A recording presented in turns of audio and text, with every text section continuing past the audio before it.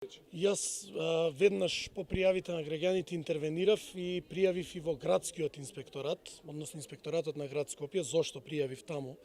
Бидејќи имаме неколку слики и видеа од чат кои што во континуитет произлегува од атарот на општина Сарај или можеби на делови од општина Ѓорче Петров, особено делот кај Крушопек и Лак.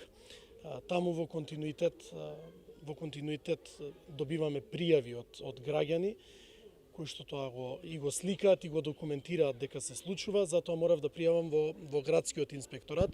По моите информации, градскиот инспекторат веќе постапил на лице место. Она што знам е дека вчера имаше објава и градот Скопје дека на едно место се одзвале граѓаните на повикот на град Скопје за бесплатно чистење на страништата, наместо да се палат, градот бесплатно ги собере. Тоа се случило токму во општина Сарајево. Ја користам приликата ги охрабрам сите граѓани кои што се бават со земјоделство или слично, страништата да не ги палат.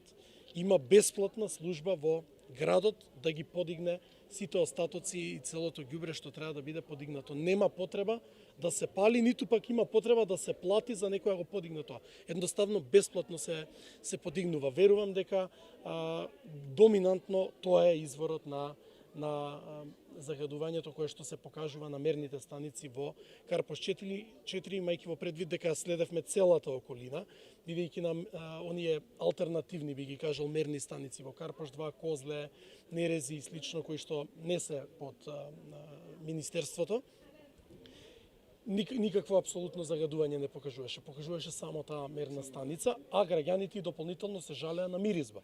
Граѓани од Карпош 4, граѓани од Влаја, од Тафталиџа 2, така да ја лоциравме околината и по нашите информации од таму